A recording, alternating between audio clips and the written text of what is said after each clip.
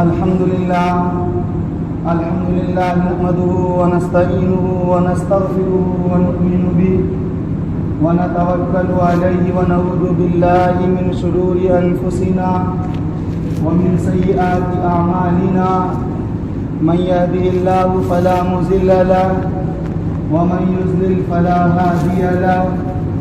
ونشهد أن لا إله إلا الله وحده لا شريك له ونشهد أن سيدنا ونبينا ومولانا محمدا عبده ورسوله أما بعد فقد قال الله تبارك وتعالى فأعوذ بالله من الشيطان الرجيم بسم الله الرحمن الرحيم يا أيها الذين آمنوا اتقوا الله حق تقاته ولا تموتن إلا وأنتم مسلمون وقال الله في موضع آخر إن الذين قالوا ربنا الله ثم استقاموا تتنزل عليهم الملائكة ألا تخافوا ولا تحزنوا وأبشروا بالجنة التي كنتم توعدون صدق الله مولانا العظيم وصدق رسوله النبي الكريم ونحن على ذلك من الشاهدين والشاكرين والحمد لله رب العالمین۔ معزز سامعین کرام اور میرے نوجوان دینی بھائیوں، بزرگوں اور دوستوں، دنیا کا یہ دستور ہے کہ جب کوئی سپاہی جنگ کے میدان میں اترتا ہے تو اس سے پہلے اس کے لیے ایک تربیتی کیمپ کا انعقاد کیا جاتا ہے اور اس میں انہیں ٹریننگ دی جاتی ہے، انہیں بھوکا پیاسا رکھا جاتا ہے، انہیں راتوں کو جگایا جاتا ہے اور انہیں میدان کارزار میں کیسے مقابلہ کرنا ہے اس کی ٹریننگ دی جاتی ہے۔ اور میرے بھائیوں، وہ اس لیے نہیں تاکہ وہ ہمیشہ ٹریننگ سینٹر ہی میں رہے، بلکہ وہ اس لیے کیمپ لگا کر ان کی تربیت کی جاتی ہے تاکہ جب وہ دشمن کے سامنے آئے تو ان کے پاؤں میدان کارزار میں نہ لڑکھڑائیں، ان کے ہمت جواب نہ دیں، بلکہ وہ ایک مضبوط چٹان پہاڑ کی طرح دشمنوں کے سامنے ڈٹ کر کھڑا ہو جائے۔ میرے بھائیوں، ٹھیک اسی طرح اللہ رب العزت نے ہمارے اور آپ کے لیے ایک تربیتی کیمپ یعنی رمضان جیسا مبارک مہینہ انعقاد کیا تھا تاکہ اس ایک مہینے کے اندر اللہ رب العزت ہمیں ٹریننگ دے سکے، ہمیں بھوک اور پیاس کی شدت کا مزہ چکھا کر اور اسی طرح قیام اللیل کرا کر کے ہمیں تیار کر سکے تاکہ جب ہم اس رمضان کے بعد زندگی کے اس دور میں جائیں جہاں پر ہمارا جو ازلی دشمن ہے یعنی شیطان، جب وہ اللہ کے زنجیر سے چھوٹ کر کھل جائے اور جب ہمارا مقابلہ ان سے ہو تو ہم اپنے آپ کو بچا سکیں، ہم اپنی ایمان کی حفاظت کر سکیں، ہم ان کے سامنے ڈٹ کر اپنی اسلام کو باقی رکھ سکیں۔ میرے بھائیوں، یہاں پر ہمیں اور آپ کو یہ سوچنے کا مقام ہے کہ ہم اپنے گریبان میں جھانک کر سوچیں، کیا ہم وہ سپاہی ہیں جو صرف ٹریننگ سینٹر ہی میں چست تھا، یا وہ ہم سپاہی ہیں جو آج جب میدان کارزار میں آ گئے ہیں تو اب بھی ہم ڈٹے ہوئے ہیں، اب بھی ہم باطل کے سامنے کھڑے ہیں، اب بھی ہم دشمنوں کی آنکھ میں آنکھ ڈال سکتے ہیں۔ میرے بھائیوں، یاد رکھیے، اسلام میں رمضان یہ ایک طرح کا تربیتی کیمپ تھا، ایک طرح کا ٹریننگ سینٹر تھا۔ رمضان تو اس لیے آیا تھا تاکہ وہ اصل میں جب ہم میدان کارزار میں آئیں، زندگی کے میدان میں اتریں، جہاں طرف دشمن ہو وہاں پر ہم مقابلہ کر سکیں۔ میرے بھائیوں، ہم نے جو آیت کریمہ تلاوت کی ہے، پہلی آیت کا تلاوت ہے، ترجمہ ہے اے ایمان والو اللہ سے ویسا ہی ڈرو جیسا کہ اس سے ڈرنے کا حق ہے، اور تم کہیں ایسا نہ ہو کہ تم کو موت آ جائے اور تم مطیع و فرما بردار نہ رہو، بلکہ اللہ کی مخالفت کرنے والے رہو، بلکہ جب تمہیں موت آئے تو تمہاری کیفیت یہ ہونی چاہیے، تمہاری حالت یہ ہونی چاہیے تم ایک اللہ کے مطیع و فرما بردار بنے ہوئے ہو۔ اور آگے جو ہم نے دوسری جگہ حامیم سجدہ کی تلاوت آپ کے سامنے کی ہے، اس کے اندر اللہ تبارک و تعالیٰ فرماتے ہیں کہ جن لوگوں نے کہا کہ ہمارا رب ہمارا پروردگار ایک اللہ ہے، پھر وہ اسی بات پر جم گیا، ڈٹ گیا، تتنزل علیہم الملائکہ، تو ایسے لوگوں کے لیے آسمان سے اللہ کے معصوم فرشتے اترتے ہیں، اللہ تخافوا ولا تحزنوا وابشروا بالجنۃ التي كنتم توعدون، اور ایسے لوگوں کو ان فرشتوں کی طرف سے یہ بشارت دی جاتی ہے کہ تم خوف نہ کھاؤ، تم غمگین نہ ہو، اور میرے بھائیوں اس جنت کی بشارت دی جاتی ہے جس کا اللہ نے ایمان والوں سے وعدہ کیا ہے۔ میرے بھائیوں آج کے اس بزم کا میرا موضوع سخن جو ہے وہ ہے استقامت۔ استقامت کیا ہے میرے بھائیوں؟ لغوی معنی اگر دیکھیں گے استقامت یہ لفظ قیام سے نکلا ہے، جس کے معنی ہوتا ہے کہ سیدھا کھڑا ہو جانا، نہ ادھر ہلنا نہ ادھر ہلنا، بلکہ سیدھا کھڑا ہو جانا۔ لیکن میرے بھائیوں جب دین اسلام کے سیاق و سباق میں دیکھتے ہیں تو استقامت کا مطلب یہ ہوتا ہے کہ اللہ کے دین پر جم جانا، اللہ کے دین پر قائم ہو جانا، یعنی اللہ کے حکم کو بجا لانا، اور کسی بھی حالت میں اپنے پاؤں کو نہ ڈگمگانے دینا، اپنے ایک اللہ کے راستے سے نہ ہٹنا، ہمیشہ صراط مستقیم پر چلنا۔ میرے بھائیوں آئیے مزید اس کی گہرائی کو ہم سمجھتے ہیں اور صحابہ کرام کی دین کی طرف کو دیکھتے ہیں۔ حضرت سفیان ابن عبداللہ ثقفی رضی اللہ عنہ جو ایک صحابی ہیں، دیکھیے کہ آپ کے اندر دین کو سیکھنے کا جذبہ کیا ہے، ایمان کی کیا کیفیت ہے، کہ وہ ایک دن سیدھے سادے انداز میں اللہ کے رسول صلی اللہ علیہ وسلم کے پاس آتے ہیں اور کہتے ہیں اے اللہ کے رسول مجھے کوئی ایک چیز بتا دیجئے، کوئی ایک پیغام دے دیجئے جس کو میں کر لوں تو پھر مجھے کسی اور سے اس بارے میں سوال کرنے کی ضرورت نہ پڑے، اور پھر کسی سے یہ پوچھنے کی نوبت نہ آئے کہ میں کیا کروں جس سے میں اللہ کو راضی کر سکوں، میں کیا کروں جس سے میری زندگی اسلام کے دائرے میں گزرے۔ میرے بھائیوں قربان جائیے اللہ کے رسول صلی اللہ علیہ وسلم کی فصاحت و بلاغت پر اللہ کے رسول صلی اللہ علیہ وسلم فرماتے ہیں قل آمنت باللہ، کہ کہو میں اللہ پر ایمان لے آیا، فاستقم، پھر تم اس پر قائم ہو جاؤ، پھر اس پر ڈٹ جاؤ، پھر اس پر جم جاؤ۔ میرے بھائیوں اگر ہم دیکھیں اس ایک لفظ کے اندر استقامت، لفظ فاستقم کے اندر، اور قل آمنت باللہ فاستقم جو اللہ کے رسول نے بیان فرمایا،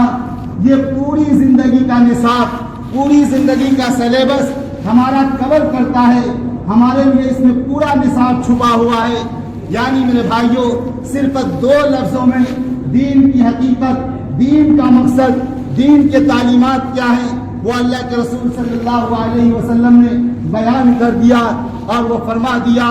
کہ جب تم یہ کہہ دو کہ آمنت باللہ، میں اللہ پر ایمان لے آیا، تو فاستقم، بس اس پر قائم ہو جاؤ۔ میرے بھائیوں آج تو ہم زبان سے کہتے ہیں آمنت باللہ، میں اللہ پر ایمان لے آیا، لیکن میرے بھائیوں ہمارا چلنا کہیں اور ہوتا ہے، ہمارا ذہن کہیں اور جاتا ہے، ہمارا کھانا اٹھنا بیٹھنا سونا بیٹھنا یہ ساری چیزیں اللہ اور اس کے رسول کی مخالفت کر رہی ہوتی ہے۔ میرے بھائیوں اچھی طرح سے جان لیجیے استقامت کا مطلب یہ ہے کہ جب فجر کا وقت ہو، نیند کا غلبہ ہو، آپ کے بستر گرم ہو اور میرے بھائیوں گہری نیند آ رہی ہو، لیکن جب مؤذن یہ آواز دے الصلاۃ خیر من النوم، تو آپ اپنی میٹھی نیند کو چھوڑ کر اس مؤذن کی لبیک صدا پر لبیک کہتے ہوئے اللہ کے حضور حاضر ہو جائیں۔ میرے بھائیوں استقامت کا مطلب یہ ہے کہ جب بازار کے آپ منڈی میں ہوں اور جب میرے بھائیوں آپ خرید و فروخت کرتے ہوئے ہوں اور آپ کو یہ موقع ہو کہ ہم جھوٹ بول کر بہت سارے منافع کما لیں، تو اس وقت تم ایک اللہ کا خوف کھا کر جھوٹ بولنے سے بچ جاؤ، امانت داری سے، سچائی سے، صدق دل سے تم تجارت کو فروخت کرو، تجارت کو فروغ دو، اس کا نام استقامت ہے۔ میرے بھائیوں استقامت کا مطلب یہ ہے کہ جب آپ زندگی کے دوسرے مرحلے میں ہو، دشمن آپ کو گناہوں کی طرف بلا رہے ہو اور آپ کو کوئی دیکھنے والا نہیں ہو، لیکن آپ اس وقت یوسف وقت بن جائیں اور اپنے آپ کو جس طرح یوسف علیہ السلام نے زلیخا سے بچا لیا، اپنے آپ کو جیل کی سلاخوں میں بند ہونا پسند تو کیا، لیکن میرے بھائیوں گناہوں کی طرف رغبت نہیں کیا، گناہوں کی طرف مائل نہیں ہوا۔ آپ یہ صفت اپنے اندر پیدا کر لیں، تب جا کر میرے بھائیوں آپ کے اندر استقامت پیدا ہو سکتی ہے، تب جا کر آپ یہ کہے جا سکتے ہیں کہ فاستقیم ہیں، آپ اپنے ایمان پر استقامت کے ساتھ ہیں، ڈٹے ہوئے ہیں، جمے ہوئے ہیں۔ میرے بھائیوں اب رہا کہ آخر اس استقامت کی فضیلت کیا ہے، اس کی اہمیت کیا ہے۔ میرے بھائیوں ہم نے بتلایا کہ قرآن کریم کی آیت چیخ چیخ کر کہہ رہا ہے کہ اگر کوئی آدمی استقامت کو اپنا اکتساب کرتا ہے، اپنا وصف بناتا ہے، استقامت کو لازم پکڑتا ہے، تو پھر میرے بھائیوں اللہ تبارک و تعالیٰ سب سے پہلے ان کے لیے فرشتوں کو نازل کرتے ہیں۔ میرے بھائیوں دوسری کتابوں میں آیا ہے کہ جو لوگ استقامت کو اختیار کرتے ہیں ان کے لیے فرشتے 3 مواقع پر اترتے ہیں۔ ایک تو جب موت کا وقت ہوتا ہے، جب انسان گھبراتا ہے میرے بھائیوں، لیکن جس بندے کے اندر استقامت ہوتی ہے اللہ کی طرف سے فرشتے اترتے ہیں اور کہتے ہیں کہ اے روح نہ گھبراؤ، تمہارے لیے بہترین ٹھکانہ ہے، تم آ جاؤ، ہم تمہیں سلام کرتے ہیں، ہم تمہارے ساتھ ہیں۔ اے جسم تم اپنے روح کو جدا کر دو، تم نہ ڈرو نہ گھبراؤ۔ میرے بھائیوں دوسرا موقع جہاں پر فرشتہ اترتا ہے، جہاں پر فرشتہ اترتا ہے وہ اس وقت جبکہ ایک تو جب موت کا وقت ہوتا ہے، جب انسان گھبراتا ہے میرے بھائیوں، لیکن جس بندے کے اندر استقامت ہوتی ہے اللہ کی طرف سے فرشتے اترتے ہیں اور کہتے ہیں کہ اے روح نہ گھبراؤ، تمہارے لیے بہترین ٹھکانہ ہے، تم آ جاؤ، ہم تمہیں سلام کرتے ہیں، ہم تمہارے ساتھ ہیں۔ اے جسم تم اپنے روح کو جدا کر دو، تم نہ ڈرو نہ گھبراؤ۔ میرے بھائیوں دوسرا موقع جہاں پر فرشتہ اترتا ہے وہ اس وقت جبکہ ہمارے لوگ ہمیں دفن کر کے واپس لوٹتے ہیں،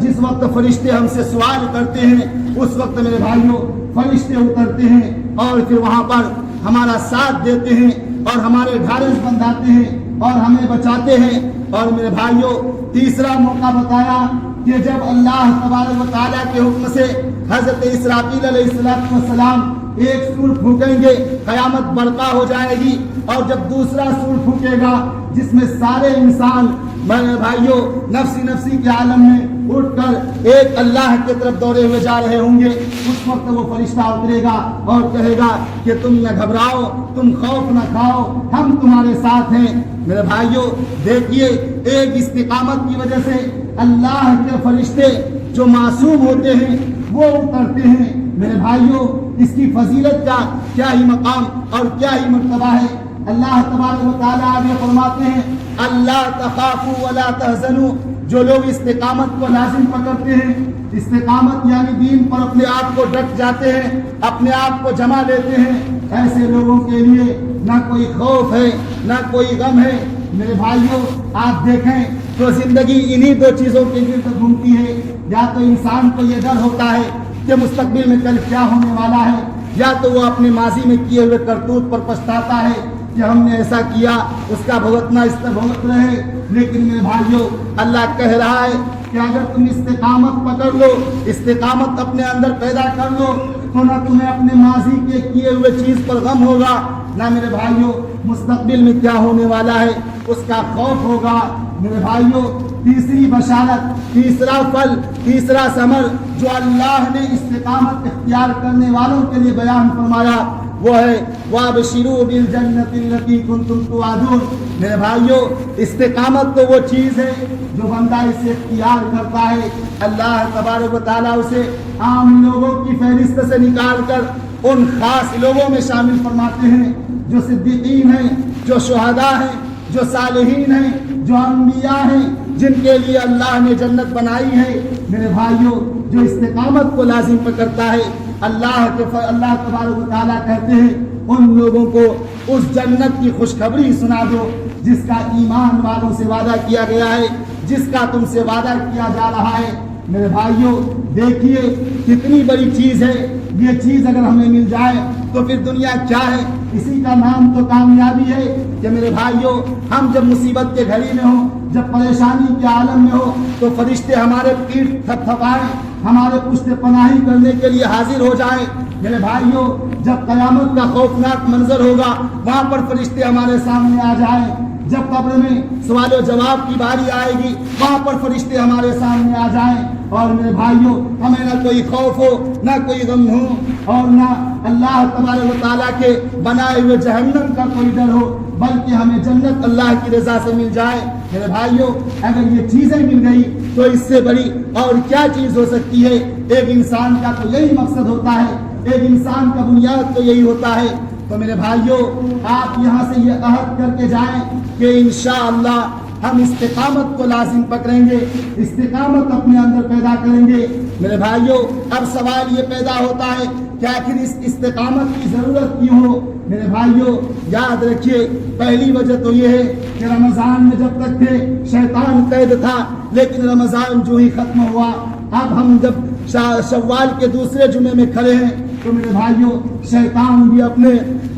کھلے آزاد ہے، اور وہ ہمارا جو ازلی دشمن ہے روز اولی سے وہ ہمیں بہکانے کے لیے، خواہشات نفس پر چلانے کے لیے ہم وقت تیار ہے، ہر طرح کے ہتھ کنڈے استعمال کر رہے ہیں۔ تو میرے بھائیوں، جس کے اندر استقامت ہوگا، خدا کا خوف ہوگا، اپنے رسول کی حدیث یاد ہوگی، اپنے رسول کی باتیں یاد ہوں گی، میرے بھائیوں وہ اللہ کے خوف سے ڈر جائے گا، وہ اللہ سے ڈر جائے گا، اور وہ اس گناہوں سے بچ جائے گا۔ میرے بھائیوں، اب سوال یہ پیدا ہوتا ہے کہ آخر اس استقامت کو کیسے حاصل کریں، کیسے اپنی زندگی میں اتاریں؟ میرے بھائیوں، یاد رکھیے اس کی سب سے پہلی شرط یہ ہے کہ آپ نماز با جماعت کا انتظام کیجئے، یعنی نماز جماعت کے ساتھ پکڑنے کو اپنے اوپر لازم کیجئے، ضروری کیجئے۔ جب تک میرے بھائیوں آپ نماز کو نہیں پڑھیں گے، جب تک اپنا رشتہ مسجد سے نہیں جوڑیں گے، اس وقت تک دنیا کی کوئی طاقت نہیں ہے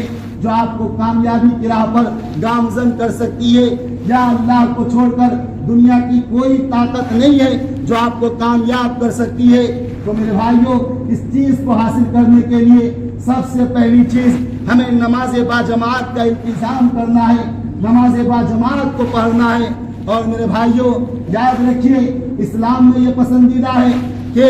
آدمی ایک ہی رکوع تلاوت کرے، تھوڑا ہی 2 رکعت نفل پڑھے، لیکن دوام کے ساتھ پڑھے، پابندی کے ساتھ پڑھے۔ ایسا نہیں کہ رمضان آیا جوش و خروش میں ہم نے روزہ رکھ لیا، بہت ساری نفلیں پڑھ لی، بہت عبادات کر لی، کئی ختم قرآن کر لیے، لیکن جو ہی رمضان چلا گیا ہم بھول گئے۔ میرے بھائیوں، یاد رکھیے جو قرآن کل تھا وہ قرآن آج بھی ہے،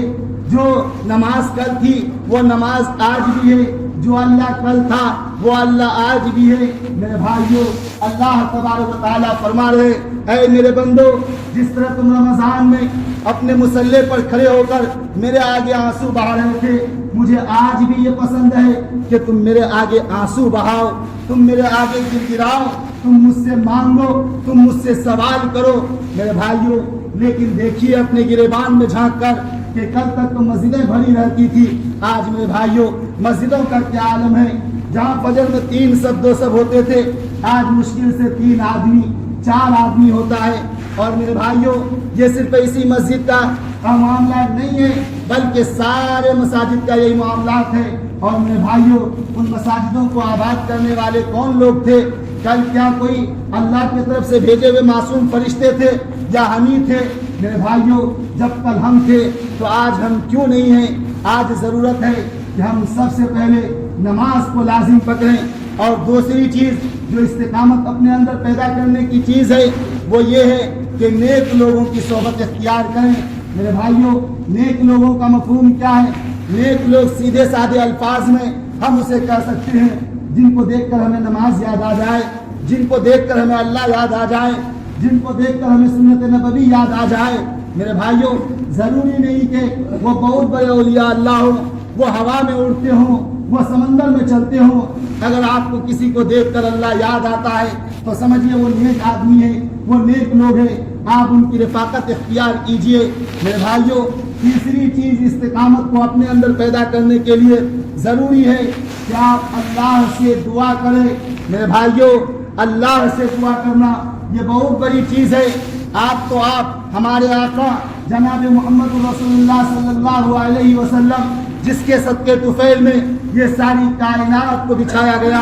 یہ ساری کائنات کی رنگینیاں ہمارے سامنے لائی گئی، وہ خود اللہ سے دعا فرماتے ہیں، ایا مقلب القلوب ثبت قلوبی ثبت قلبی علی دینک، اے دلوں کو پھیرنے والے، اے دلوں کو پلٹنے والے، میرے دل کو اپنے دین پر ثابت قدم رکھ، اپنے دین پر جمع کر رکھ۔ تو میرے بھائیوں، یہاں پر آپ کو جاتے جاتے ہوئے دو تین باتیں آپ کو سمجھ میں آئی۔ ایک تو یہ کہ رمضان ہمارے لیے تربیتی کیمپ تھا، وہاں جو ہم نے سیکھا اب یہ 11 مہینوں میں اس کو عملی طور پر عملاً ہمیں اسے نافذ کرنا ہے اپنی زندگی میں۔ اور دوسری چیز یہ کہ میرے بھائیوں، استقامت اپنے اندر پیدا کرنا ہے۔ استقامت اپنے اندر پیدا کریں گے تو اللہ کے فرشتے آپ کی پشت پناہی کریں گے ہر مواقع پر، اور اللہ کی طرف سے آپ کے لیے نہ کوئی خوف ہوگا نہ کوئی غم ہوگا، اور اللہ کی طرف سے آپ کو جنت کی خوشخبری اور بشارت ہے۔ ہم اللہ تبارک و تعالیٰ سے دعا کرتے ہیں کہ اللہ تبارک و تعالیٰ ہمیں ان باتوں کو سمجھنے اور اس پر عمل کی توفیق عطا فرمائے۔ وآخر دعوانا الحمدللہ رب العالمین۔